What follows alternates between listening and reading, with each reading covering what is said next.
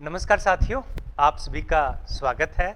आज इस क्लास में हम AR देसाई के बारे में चर्चा करेंगे। हमारी जो क्लासेस चल रही है अभी ऐप के ऊपर, तो भारतीय सामाजिक विचारकों पे चल रही है, इंडियन सोशियोलॉजिकल थिंकर है उन पे चल रही है। तो इस क्रम में आज हमारी चौथी क्लास है और हम इस क्लास में AR देसाई के बारे में चर्चा करेंगे। तो इनके जीवन परिचय के बारे में, इनकी प्रमुख पुस्तकों के बारे में, इनकी जो प्रमुख कंसेप्ट है social background of Indian nationalism, या इनको हम ग्रामीण समाजशास्त्र के जनक के तौर पे भारत में जानते हैं, मध्यम वर्ग के बारे में, कल्याणकारी राज्य के बारे में इनके क्या विचार हैं, उनके बारे में जानने का है वो प्रयास करेंगे।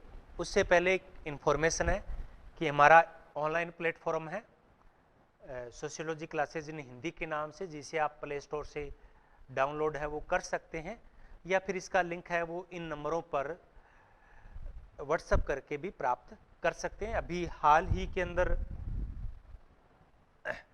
RPSC स्कूल लेक्चरर PGT की वैकेंसी आई है। कुल 3225 पद हैं, जिनमें समाजशास्त्र के 22 पद हैं। समाजशास्त्र के कितने हैं? 22 पद हैं। तो इन के लिए हमने अभी नया कोर्स है वो लॉन्च किया है। इसी प्रकार से झारखंड के अंदर PGT की वैकेंसी आई है, लगभग 90 है शायद तक, मुझे अभी कंफर्म नहीं है। उस पर भी हमने नए कोर्स है वो लॉन्च किए हैं, तो जिसमें हम कंप्लीट सिलेबस विद टेस्ट और PDF के साथ उपलब्ध करवाते हैं। तो शुरू करते हैं आज की हमारी क्लास। तो भारत में जब मार्क्सवादी विचारकों का नाम आता है, तो भले ही इसकी शुरुआत है कम्युनिस्ट आइडियोलॉजी की, वो DP मुखर्जी ने की थी।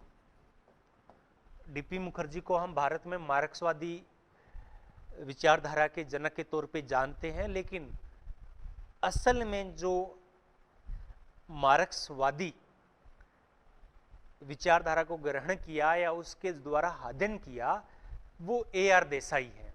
कौन है? अक्षय कुमार रमनलाल देसाई हैं। तो इनको हम भारत में ग्रामीण समाजशास्त्र के जनक के तौर पे भी जानते हैं। DP मुखर्जी अपने आप को मार्क्स शास्त्री कहलाना पसंद करते थे, क्योंकि इन्होंने मार्क्स की जो स्टडी मेथड है, अध्ययन पद्धति है, उसको तो ग्रहण किया, लेकिन उसको उन्होंने क्लास कन्फ्लिक्ट की बजाय परंपराओं के दबंध के लिए यूज किया है। तो अब हम चर्चा करते हैं AR देसाई के बारे में। तो AR देसाई का जन्म 16 अप्रैल 1915 को गुजरात के अंदर हुआ और 12 नवंबर 1994 तक इनकी जीवन यात्रा है वो चली। तो इन्होंने भारत में मार्क्सवादी और एक सामाजिक कार्यकर्ता के रूप में अपनी पहचान बनाई है। तो इनका जो ऐतिहासिक द्वंद्वात्मकता का सिद्धांत है मार्क्स का, अब मार्क्स के अंदर भी कई शाखाएं हैं, कैटेगरीज हैं। उनमें से एक कैटेगरी है ट्रोट्स्कीवादी विचारधारा। जो ट्रोट्स्की लीडर थे, उनकी जो आइडियोलॉजी है, स्टालिन की एक अपना थोड़ा सा उसमें अंतर आ जाता है, अलग आइडियोलॉजी है। तो इन्होंने ट्रोट्स्कीवादी आइडियोलॉजी को अपनाया है, और इनका जो इस विचारधारा को अपनाते हुए जो सबसे महत्वपूर्ण कार्य है वो इनके शोध का विषय है कि भारत में राष्ट्रवाद का उदय की सामाजिक पृष्ठभूमि, social background of Indian nationalism, ये इनके शोध का विषय है, जो 1946 में इन्होंने GS घुरिये के निर्देशन में पूरा किया था, और इसी के नाम से इन्होंने अपनी 1948 में पुस्तक भी प्रकाशित करवाई थी। बाद में इसी विश्वविद्यालय में 1951 में जब इंडियन सोशियोलॉजिकल सोसाइटी की स्थापना की जा रही थी, उस वर्ष बॉम्बे, जिसको हम बम्बई बोलते हैं वर्तमान में, इन्होंने अध्यापन प्रारंभ किया, और 1976 में इसी विश्वविद्यालय में समाजशास्त्र विभाग के ये विभागाध्यक्ष और प्रोफेसर बने। तो इन्होंने जो भी किसान आंदोलन या कृषक आंदोलन से रिलेटेड पुस्तकें लिखी है, चाहे घनश्याम शाह है या और भी कुछ विचारक हैं, उनको इन्होंने ग्रहण किया और उन्होंने AR देसाई से काफी कुछ सीखा है। तो घनश्याम शाह ने देसाई को यांत्रिक मार्क्सवादी कहा है, यानी मार्क्स को इन्होंने ज्यों का त्यों लागू किया है, यंत्रवत लागू किया, इसलिए शाह है वो यांत्रिक मार्क्सवादी कहते हैं। क्योंकि डीपी मुखर्जी ने मार्क्सवादी ना कहकर अपने आप को मार्क्स शास्त्री कहा था और काफी हद तक वो बात उन पे लागू भी होती है, क्योंकि उन्होंने कहीं क्लास कन्फ्लिक्ट की बात नहीं की, उन्होंने परंपराओं के दवंद की बात है वो कही है। और नीरा देसाई जो भारत की प्रमुख महिला समाजशास्त्री है या महिलावादी चिंतक है, जिन्होंने केरला पे, लक्षद्वीप पे काफी कुछ अध्ययन किया है, वो इनकी धर्मपत्नी थी। ये इंडियन सोशियोलॉजिकल सोसाइटी जब इनका बॉम्बे विश्वविद्यालय में अध्यापन शुरू किया था, उसी वर्ष 1951 के अंदर इंडियन सोशियोलॉजिकल सोसाइटी के संस्थापक ये सदस्य रहे थे और बाद में 1978 से 80 के बीच में ये उसके अध्यक्ष भी रहते थे। और 1964 में ये वैश्विक अधिवेशन जो रूरल सोशियोलॉजी पे था, उस पे इन्होंने शोध कार्य वो किया था, शोध पत्र इन्होंने लिखा था। अगर हम AR देसाई की बात करें तो इनके दो योगदान, एक तो है ग्रामीण समाजशास्त्र पे। अगर क्वेश्चन आ जाए कि भारत में ग्रामीण समाजशास्त्र, रूरल सोशियोलॉजी के संस्थापक कौन है, तो हमारा नाम आएगा AR देसाई है। तो इनका ग्रामीण समाजशास्त्र बिल्कुल है, आप सभी एग्जाम के लिए है, ये किसी एक एग्जाम के लिए नहीं है। NCERT +2 में +1 के सेकंड पार्ट में जो 5वीं यूनिट है उसमें AR देसाई के बारे में ही है, और जो NCERT में है वो सभी के लिए है। दूसरा इनका योगदान है वो भारत में राष्ट्रवाद का उदय है। इनके अलावा कुछ अदर सब्जेक्ट हैं जो उन्होंने किया है। दो योगदान इनके बड़े योगदान है, वो रूरल सोशियोलॉजी और राष्ट्रवाद, सामाजिक पृष्ठभूमि, ये इनके दो मुख्य विषय है। इसी प्रकार से CG शाह, ये भी एक आंदोलन पे लिखने वाले थे, मिलकर इन्होंने रेड स्टार, अब ये जो रेड कलर है ना, रेड की बात आती है तो रेड का मतलब मार्क्सवादी ही होता है, तो रेड स्टार जनरल निकाला। और काफी ये लाल जो राजनीति है भारत के अंदर, साम्यवादी जो दल हैं, कम्युनिस्ट दल हैं, चाहे वो CPM है, चाहे मार्क्सवादी कम्युनिस्ट पार्टी है, तो ये CPI है, तो इन्होंने लाल झंडा, इनका जो प्रतीक है मार्क्सवाद का वो क्या है, लाल झंडा, इनका लाल होगा। लाल झंडे का मतलब होता है बगावत।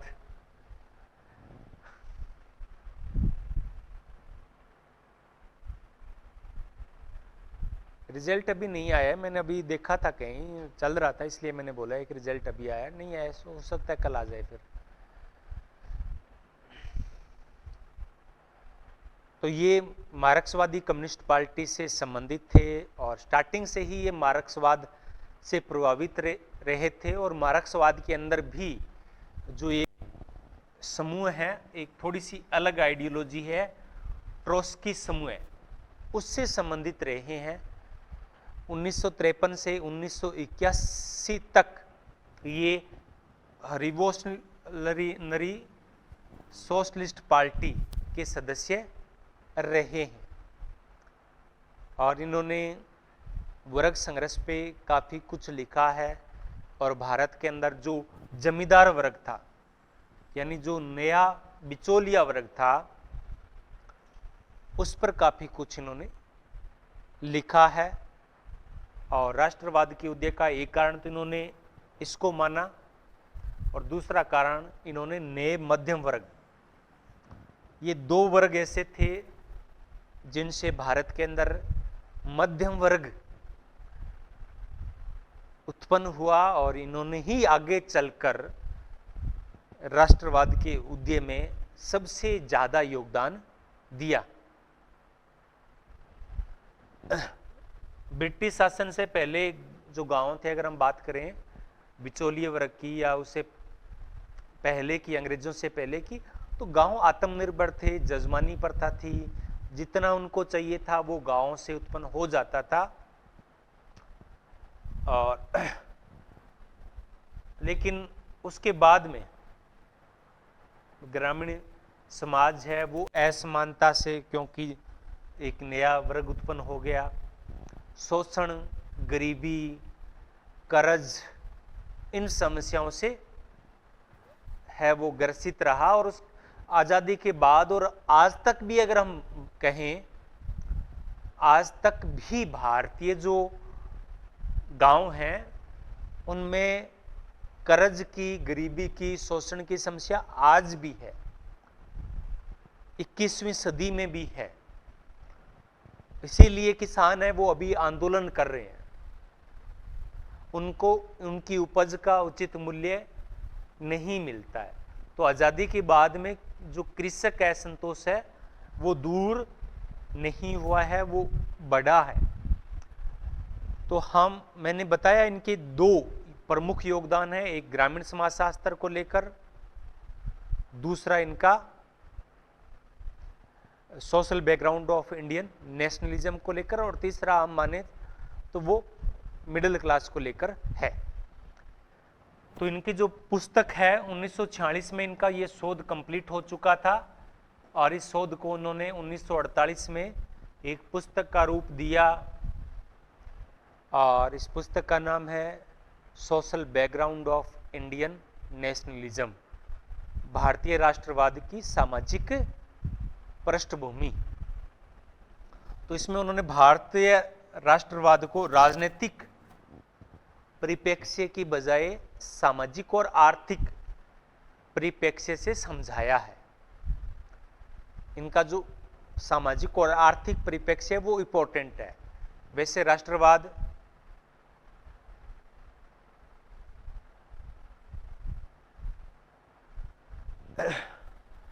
पे है, तो इसमें इन्होंने जो भी राष्ट्रवाद होता है, कहा भी जाता है कि भारत में राष्ट्रवाद का उदय वो अंग्रेजी शासन के परिणाम स्वरूप हुआ, वरना तो भारत के लोग थे वो आत्मनिर्भर लोग थे, गांव में रहते थे, वो राष्ट्र के प्रति जागरूक ही नहीं थे। अंग्रेजों ने आकर ही भारत को एकजुट किया, भारत का राजनीतिक एकीकरण किया, भारत को अंग्रेजी शिक्षा से अवगत करवाया, उससे एक मध्यम वर्ग का विकास हुआ, और उसी एजुकेशन की बदौलत, उसी राष्ट्रीय एकीकरण के बदौलत भारत में जो राष्ट्रवाद का उदय हुआ। मैं फिक्स टाइम की बात कर रहा हूं, इस पे मैं क्लास के लास्ट में चर्चा करूंगा। भारतीय राष्ट्रवाद की नवीन प्रवृत्तियां, ये इनकी पुस्तक है रिसेंट ट्रेंड्स, ये आजादी के बाद लिखी गई पुस्तक है।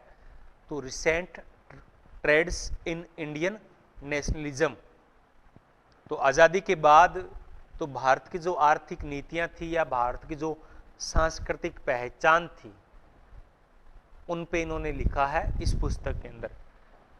पुस्तकें सभी थिंकर्स की महत्वपूर्ण है, पुस्तकें सबसे महत्वपूर्ण है, और इनसे अपने को पता चलता है कि किसकी क्या आइडियोलॉजी है। अगर आप किसी थिंकर की थीम जान लेते हैं तो सबसे महत्वपूर्ण होता है कि ये ऐसे विचार किसके होते हैं। इनकी पुस्तक है rural transition in India 1961, Bharat में ग्रामीण परिवर्तन। इनकी पुस्तक है, गांधी जी के बारे में इन्होंने लिखा, ट्रूथ एंड नॉन वायलेंस। तो जो इनका अहिंसा का सिद्धांत था उसकी इन्होंने समाजशास्त्रीय व्याख्या की। Rural sociology in India, rural sociology in India, ये इनका सबसे महत्वपूर्ण योगदान है। मैं मार्क्सवाद से भी ज्यादा इनका जो इंपॉर्टेंट रोल मानता हूं वो है रूरल सोशियोलॉजी। और ये इनकी पुस्तक है जो रूरल सोशियोलॉजी इन इंडिया, ये एक प्रकार से मान सकते हैं कि ग्रामीण समाजशास्त्र यानी भारत में ग्रामीण समाजशास्त्र की बाइबिल है। यहाँ से ग्रामीण समाजशास्त्र का अध्ययन है एक व्यवस्थित तरीके से। इससे पहले गांव पे अध्ययन बहुत हो चुके हैं। 1955 में गांव से रिलेटेड 4 पुस्तकें आई थी। मैकी मेरियट की आई थी, ए आर देसाई की आई थी, एम एन श्रीनिवास की आई थी, मजूमदार की आई थी। लेकिन जो सबसे व्यवस्थित प्रयास है वो इनका है, ए आर देसाई का। इसी प्रकार से एक इनकी पुस्तक है स्लम एंड अर्बनाइजेशन 1970 के अंदर, 1970 के अंदर इन्होंने जो नगरीकरण की प्रमुख समस्या है, झोपड़पट्टी, झुग्गियां, स्लम्स, उनके बारे में भी, उनकी समस्याओं के बारे में भी लिखा है। क्योंकि ग्रामीण समाजशास्त्र का अगर अध्ययन करना है तो शहरी का भी करना पड़ेगा। इनकी अगली पुस्तक है a positive programme for Indian revolution, भारतीय क्रांति के लिए एक सकारात्मक कार्यक्रम।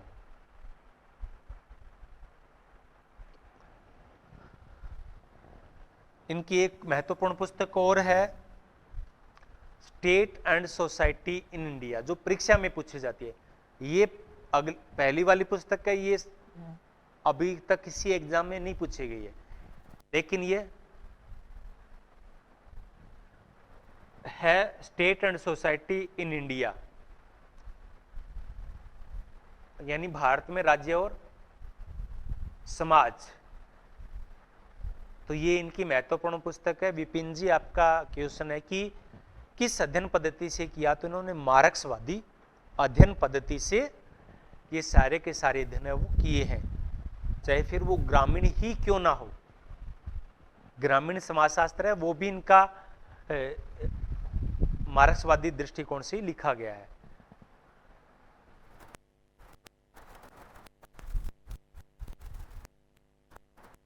कोई नहीं, मैं आपके क्वेश्चन है एक बार आप बचा के रखिए, लास्ट में हम चर्चा करेंगे।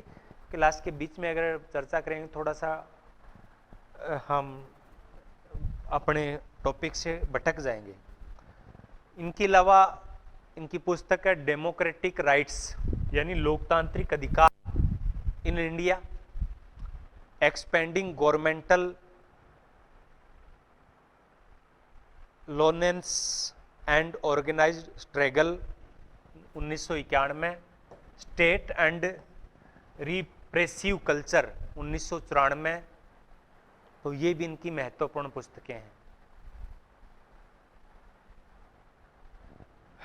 Peasant struggle in India. अब जब ग्रामीण समाजशास्त्र की बात करें, मार्क्सवादी दृष्टिकोण की बात करें, तो भारत में अभी भी अगर हम बात करें तो आधी से ज्यादा आबादी वो पीजेंट यानी किसान है या किसानी से जुड़ी हुई है। तो इसके बारे में इन्होंने चर्चा की है। तो इन्होंने ऐतिहासिक कालों में जो किसान आंदोलन हुए थे, संथाल आंदोलन हुआ, उसके बाद में जो किसान आंदोलन हुए, उन सब का इन्होंने सामाजिक आर्थिक कारणों का विश्लेषण है वो किया है। रूरल इंडिया इन ट्रांजिशन, ग्रामीण भारत में परिवर्तनशीलता, तो उन्होंने मॉडर्निटी पे भी लिखा है। India's path of development, a Marxist approach 1984, ये भी इनकी महत्वपूर्ण है। इंडियाज पथ ऑफ डेवलपमेंट ज्यादातर इतना ही नाम आता है इसका पुस्तक का, इंडियाज पथ ऑफ डेवलपमेंट। तो इसमें उन्होंने जो भारत के अंदर विकास मॉडल है उसकी आलोचना इन्होंने की है। ये पुस्तकें आपको अच्छी तरीके से याद होनी चाहिए। अगर पुस्तकें आपको अच्छी तरीके से याद है तो मान लीजिए कि आपने 50% उस थिंकर को पढ़ लिया। आगे है agrarian struggles in India after independence. आजादी के बाद में भारत में कृषक संघर्ष, यानी इनके जितने भी अगर आप पुस्तक देखोगे तो ज्यादातर कॉन्फ्लिक्ट पे या संघर्ष पे इनकी पुस्तकें है। आगे है urban family and family planning in India, शहरी परिवार और भारत में परिवार नियोजन। अब जब मैंने कहा कि जब ग्रामीण की बात करते हैं तो उसमें शहरी भी शामिल होता है, क्योंकि ये बाइनरी की बात कही थी, वो कही थी शायद लेवी स्ट्रास ने कही थी कि दिन है, दिन को हम कैसे समझेंगे, क्योंकि रात होती है, अगर रात नहीं होती तो हम दिन को नहीं समझते। जमीन है क्योंकि आसमान है, सुख है क्योंकि दुख है, ये अपोजिट होते हैं, इस वजह से हम एक दूसरे चीजों को समझ पाते हैं। अगर सुख ही सुख होगा तो इंसान को पता ही नहीं चलेगा कि दुख क्या चीज होती है, और वो सुख को ही दुख मान लेगा। तो अब हम बात करते हैं इनकी जो प्रमुख अवधारणा है राष्ट्रवाद की। तो भारत में राष्ट्रवाद के उदय की सामाजिक पृष्ठभूमि, social background of Indian nationalism, ये इनका सबसे महत्वपूर्ण कार्य है। तो इन्होंने ऐतिहासिक रूप से मार्क्सवाद का, जब मार्क्सवाद आता है तो मार्क्स ने भी ऐतिहासिक रूप से अध्ययन किया था। इससे पहले ये जो आइडियोलॉजी है मार्क्स राष्ट्रवादी की, इन्होंने E.H. कार से ग्रहण की थी, E.H. कार से ग्रहण की थी। अब इस पुस्तक में इन्होंने परंपराओं के विश्लेषण को महत्वपूर्ण नहीं माना, जैसे कि डीपी मुखर्जी ने माना था। डीपी मुखर्जी मार्क्सवादी हैं, लेकिन उन्होंने जो द्वंद्वात्मकता की बात कही थी वो परंपराओं के संदर्भ में की। इन्होंने डायरेक्ट जो मार्क्स का मुद्दा था, क्लास कॉन्फ्लिक्ट, वर्ग संघर्ष, उसके संबंध में इन्होंने चर्चा की है। तो ये परंपरा, धर्म, कर्मकांडों की जड़ें हैं वो अर्थव्यवस्था और उत्पादन संबंधों में है। जैसा कि मार्क्स ने कहा कि अधिसंरचना यानी सुपर स्ट्रक्चर है वो अधोसंरचना, इंफ्रास्ट्रक्चर पर डिपेंड। ने कहा कि उपनिवेशवाद के कारण भारत के अंदर पूंजीवाद की शुरुआत हुई और जो अभी भी चल रही है। ये जो भारत के अंदर राष्ट्रवाद यानी अपने देश के प्रति, अपने राष्ट्र के प्रति अपनत्व की भावना। तो हम तो राष्ट्र का मतलब ही नहीं जानते थे अंग्रेजों के से आगमन से पहले। कहते हैं कि भारत हजारों सालों से अफगानिस्तान, पाकिस्तान, बांग्लादेश, म्यांमार सब उसके पार्ट थे, लेकिन हम केवल, मैं जैसे आता हूं, राजपूताना क्षेत्र था, बीकानेर हमारे स्टेट होती थी, हम केवल उसी को जानते थे। महाराष्ट्र के अंदर मराठा स्टेट थी, मालवा का क्षेत्र था, दिल्ली के अंदर यूपी का आसपास का क्षेत्र था। तो ये था, सब भारत विखंडित था, और विखंडित भारत को एक करने का कार्य है वो अंग्रेजों ने किया। तो उपनिवेशवाद का कारण है, तो पूंजीवाद के कारण भारत में, उपनिवेशवाद के कारण पूंजीवाद आया, और राष्ट्रवाद के अंदर पूंजीवाद का भी बहुत बड़ा योगदान है वो रहा है। जैसे जैसे लोगों को पता चला कि भारत के अंदर अंग्रेज है वो किसी भले के लिए नहीं आए हैं बल्कि आर्थिक शोषण के लिए आए हैं, तो वैसे वैसे लोग हैं वो एकजुट होते गए। और जैसे जैसे इन्होंने ज़्यादा टैक्स लगाया, ज़्यादा शोषण किया, तो एक राष्ट्रवाद की भूमि है वो तैयार हुई। तो राष्ट्रवाद को इन्होंने वर्गीय दृष्टिकोण से, एक जो उच्च वर्ग था, उच्च वर्ग ने निम्न वर्ग का शोषण किया और उस आधार पर AR देसाई ने राष्ट्रवाद को समझाया है। तो उन्होंने एक सांस्कृतिक भावनात्मकता की बजाय एक सामाजिक आर्थिक नजरिए से राष्ट्रवाद को समझाया है। अब राष्ट्रवादी भावना क्यों उत्पन्न हुई, इसके अनेक कारक थे। उन्होंने बताए कि ब्रिटिश जो औद्योगिक नीतियां थी, यानी इसे उन्होंने धीरे धीरे बड़े बड़े उद्योग स्थापित कर लिए। LP विद्यार्थी पे सॉरी लगाएंगे क्लास। तो और इन्होंने आर्थिक शोषण किया, संचार और परिवहन के साधन से भारत के लोग एक दूसरे के संपर्क में आए। उससे पहले भारत के लोग सिर्फ अपने आसपास के मोहल्ले को ही जानते थे, आसपास के गांवों से ही रिलेटेड थे, बहुत ज़्यादा उनका विस्तार दूर नहीं था। राष्ट्रीय सुधार आंदोलन या सामाजिक सुधार आंदोलन, ब्रह्म समाज, आर्य समाज, इस प्रकार से पत्रकारिता की भूमिका, उस समय प्रेस का आगमन भी हो चुका था भारत के अंदर। अंग्रेजों से भी पहले पुर्तगाली आ चुके थे। तो लगभग 16वीं शताब्दी में गोवा के अंदर, भारत के अंदर प्रेस की शुरुआत है वो हो चुकी थी। और अंग्रेजों के समय बहुत सारी पत्र पत्रिकाएं हैं जो अभी गंगाधर तिलक है या टैगोर है, राजा राम मोहन राय है, इन सब के द्वारा निकाली जा रही थी। तो अंग्रेजी प्रेस, आधुनिक शिक्षा, ये भी महत्वपूर्ण रोल है, इसके हम अभी आगे चर्चा करेंगे। तो राष्ट्रवादी भावना के विकास के चरण, तो ये सबसे महत्वपूर्ण है। तो भारत में राष्ट्रवाद के विकास के 5 प्रमुख चरण, कितने? 5 प्रमुख चरण है वो AR देसाई ने बताए हैं। प्रथम चरण, ये बहुत ज्यादा महत्वपूर्ण है। प्रथम चरण 1885 तक, 1885 के अंदर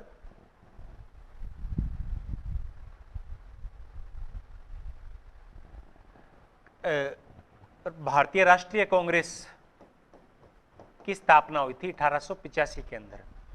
तो उससे पहले जो सामाजिक सुधार आंदोलन थे, आर्य समाज, ब्रह्म समाज, इस प्रकार के प्रार्थना समाज, उसमें ज्योतिबा फुले भी शामिल थे और बहुत सारे लोग थे। राजा राम मोहन राय तो प्रथम व्यक्ति थे, इन्हें हम आधुनिक भारत का, राजा राम मोहन राय को हम क्या बोलते हैं? आधुनिक भारत का निर्माता भी कहते हैं। आधुनिक भारत का निर्माता किन्हें कहा जाता है? राजा राम मोहन राय को कहा जाता है। ये प्रथम अंग्रेजी पढ़े लिखे व्यक्ति थे जिन्होंने भारतीयता के बारे में चर्चा की। तो ये पहला चरण था, यानी तैयारी का चरण था। द्वितीय चरण 1885 से 1905, नरमपंथी कांग्रेस की स्थापना है वो हो चुकी थी 1885 में। उसके बाद के जो 20 वर्ष थे वो नरमपंथी थे।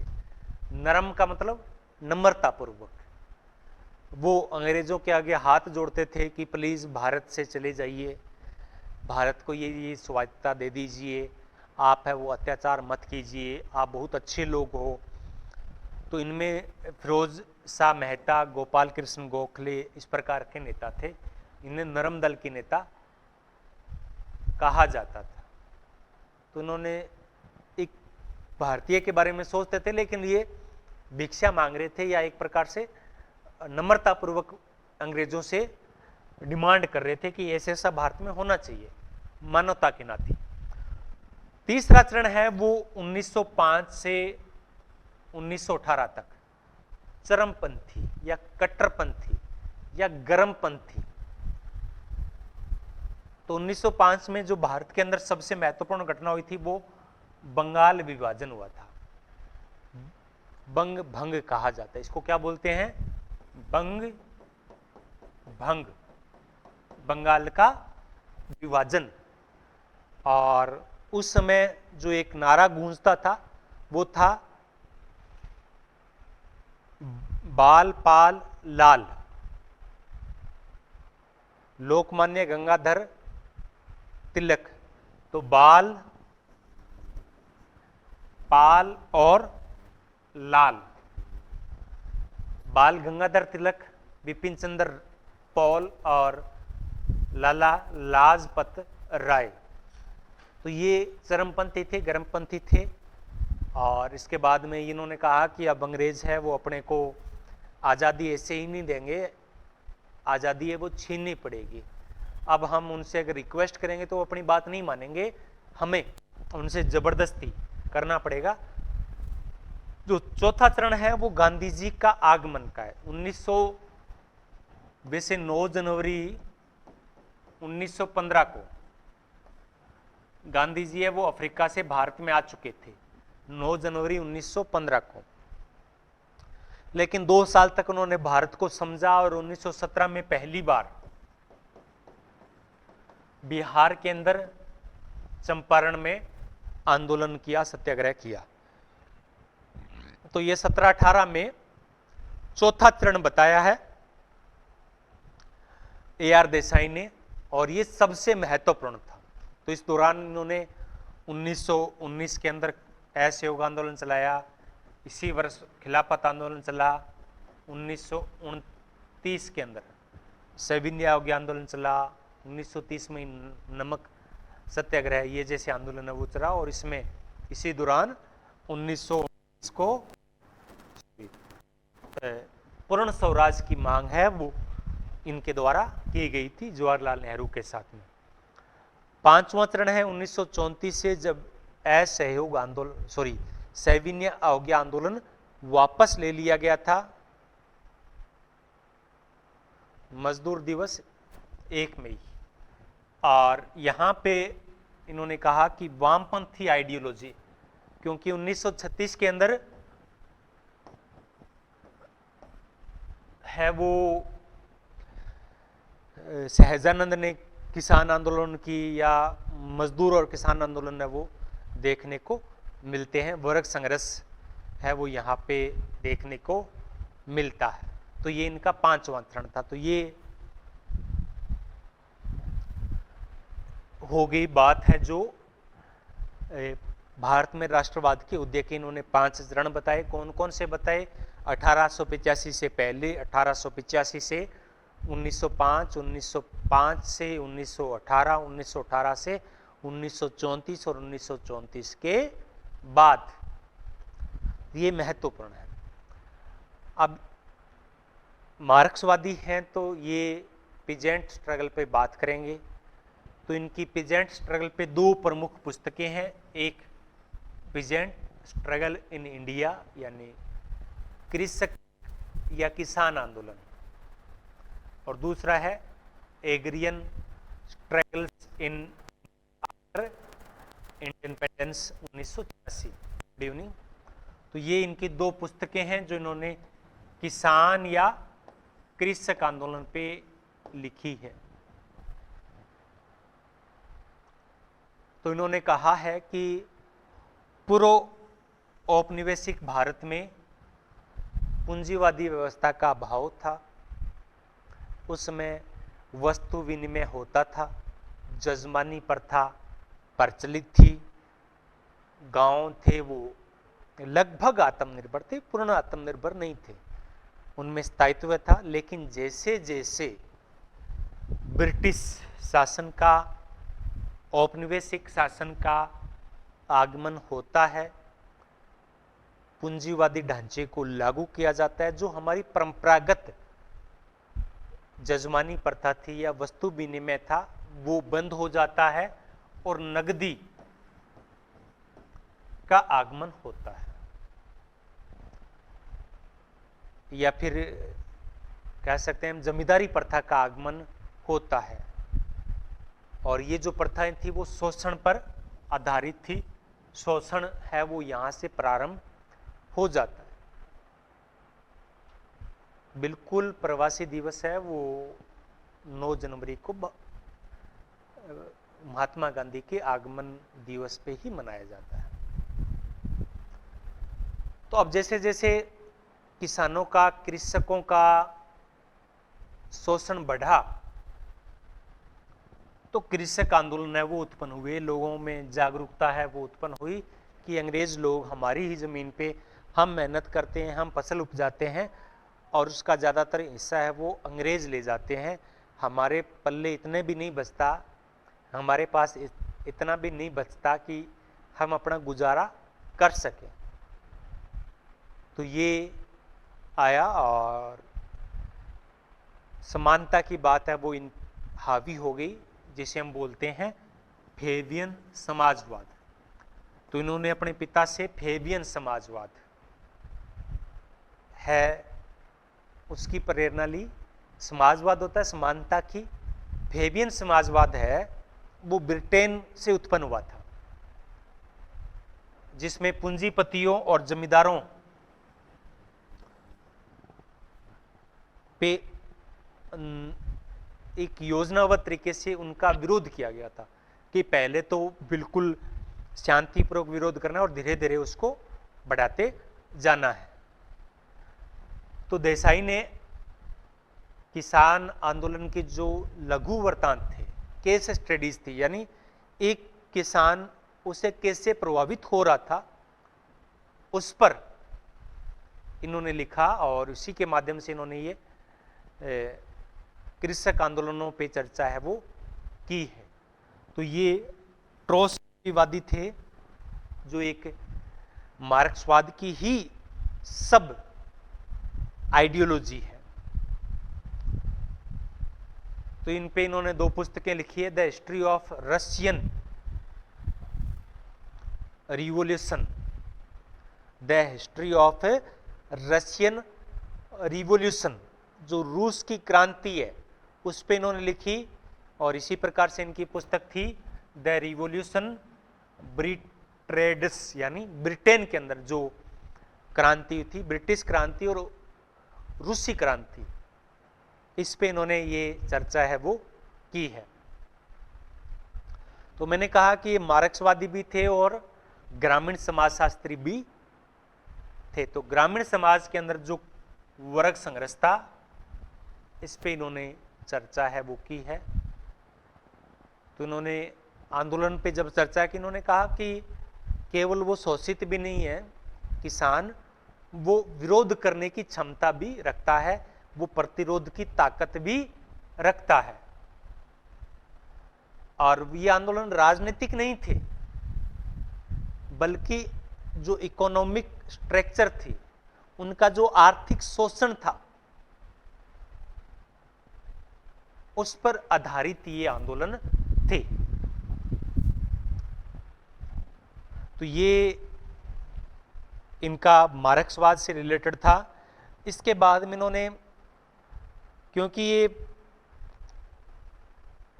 एक कह सकते हैं कि हम भारत के मार्क्सवादी दृष्टिकोण से सोचने वाले थे, लेकिन भारत के भले के लिए सोचने वाले थे और भारत के विकास के बारे में सोचने वाले थे। ये शोषितों और पीड़ितों और दलितों के बारे में है, वंचितों के बारे में इन्होंने काफ़ी चर्चा की है।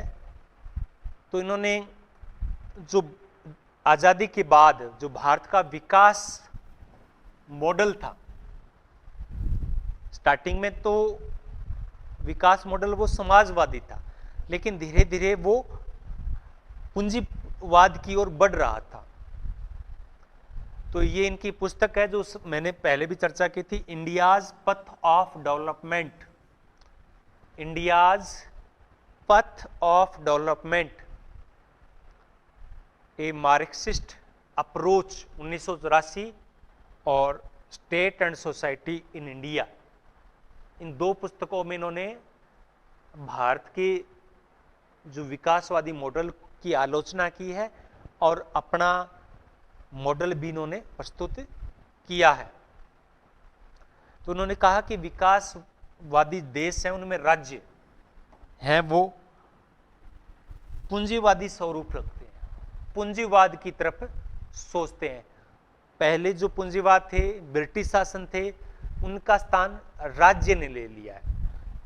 स्टेट गवर्नमेंट, यानी स्टेट गवर्नमेंट का मतलब यहाँ पे क्या है, भारत सरकार ने ले लिया है और धीरे धीरे जो व्यवस्थाएं हैं वो भी पूंजीवादी ढांचे में ढाली जा रही है। तो भारतीय संविधान में जो डेमोक्रेसी की, जो एक सोशल वेलफेयर स्टेट की, कल्याणकारी राज्य की बातें हैं की गई है, लेकिन वास्तव में राज्य है वो एक शोषणकारी तंत्र में बदल गया है। अब इसका एग्जाम्पल ये होता है कि अभी अगर आपने पहले नहीं पढ़ा होगा, अभी किसान आंदोलन हुआ था, चाहे वो कैसा भी हो, मैं किसी पार्टी विशेष में नहीं जाना चाहूंगा, लेकिन अगर आपने देखा होगा तो भारत सरकार ने उसको दबाने की कोशिश की थी। रोडों पे या जो भी है, आंसू गैस है, पानी की बौछार है या हवाई फायरिंग है, वो भी सब चीजें हुई थी। तो किसान अपनी मांग को लेकर किए गए थे, चाहे वो किसी से प्रेरित हो, लेकिन उनकी बात को सुनने की बजाय उनको दमन करने की, उनका शोषण करने का प्रयास है वो किया गया था। ये आपने डायरेक्ट रूप से देखा हो अगर आप न्यूज़पेपर पढ़ते हैं तो उन्होंने कहा कि जो सरकारें हैं वो बुर्जुआ वर्ग है, पूंजीपति वर्ग है, उनके हितों की रक्षा करती है और किसानों पर जो अत्याचार होते हैं या उनका शोषण होता है या उनको जिस प्रकार से भी असुविधा होती है उस पर ज्यादा चर्चा नहीं की जाती है। तो कल्याणकारी राज्य यानी जो जनता के कल्याण के लिए कार्य करता है, लेकिन राज्य है, सरकारें हैं, वो जनता के कल्याण के लिए नहीं बल्कि राज्य के कल्याण के लिए कार्य कर रही है। तो इन्होंने कहा कि राज्य योजनाएं, विदेशी सहायता और विकास परियोजनाएं, ये सब पूंजीवादी नियंत्रण और विस्तार के माध्यम है। यानी ये जो सरकारें जो योजनाएं प्रस्तुत कर रही है ये सब पूंजीवाद का ही विस्तार है। अब रजनी कोठारी और देसाई एक दूसरे के समर्थक नहीं है, दोनों एक दूसरे से असहमत थे। देसाई मानते थे कि भारत में लोकतंत्र है, डेमोक्रेसी है, वो केवल चुनावों तक ही सीमित रह गई है, लोगों को वोट के बदले नोट दिए जाते हैं और बाद में उनके लिए कुछ नहीं किया जाता है, बल्कि असल अर्थ में ये आर्थिक या जो पूंजीपति है उनके हितों की रक्षा करती है, ना कि जनता के हितों की रक्षा करती है। तो भारत सरकार एक पूंजीवादी सरकार है। अब ये मार्क्सवादी है तो ये ऐसे ही सोचेंगे।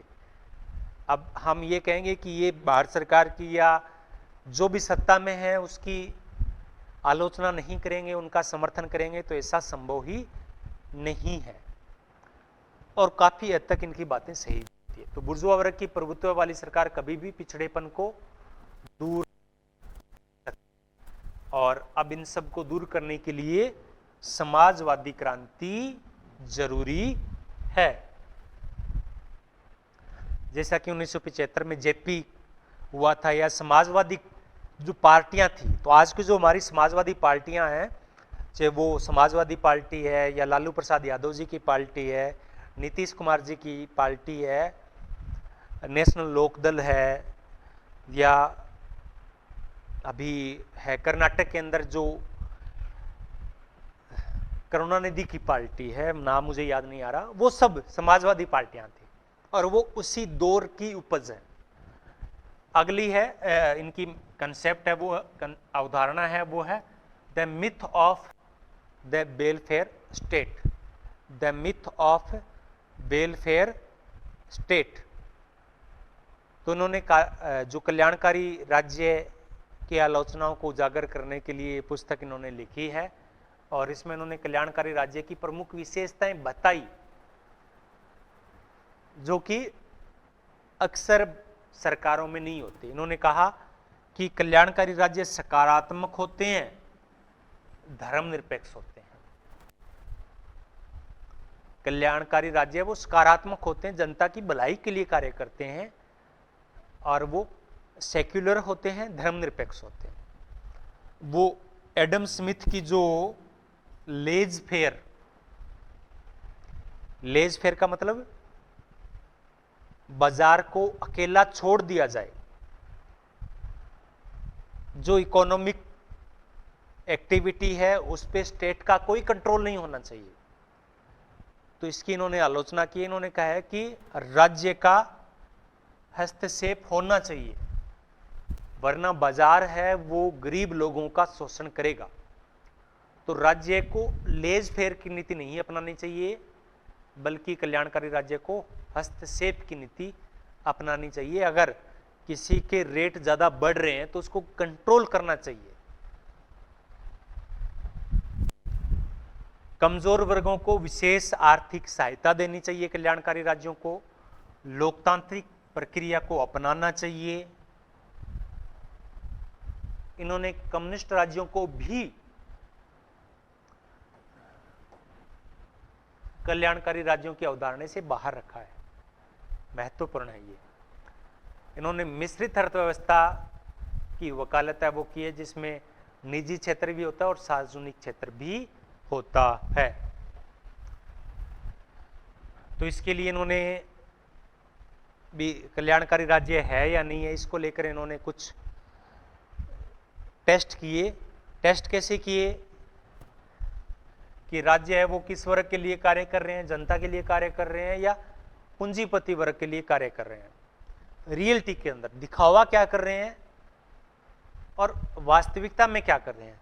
अभी भारत सरकार की बात करें तो 30,000 करोड़ पूंजीपति है, उनका टैक्स माफ किया गया है, और जो योजनाएं हैं उन पे नरेगा है उसका टोटल बजट लगभग 30 से 35,000 करोड़ वार्षिक होता है।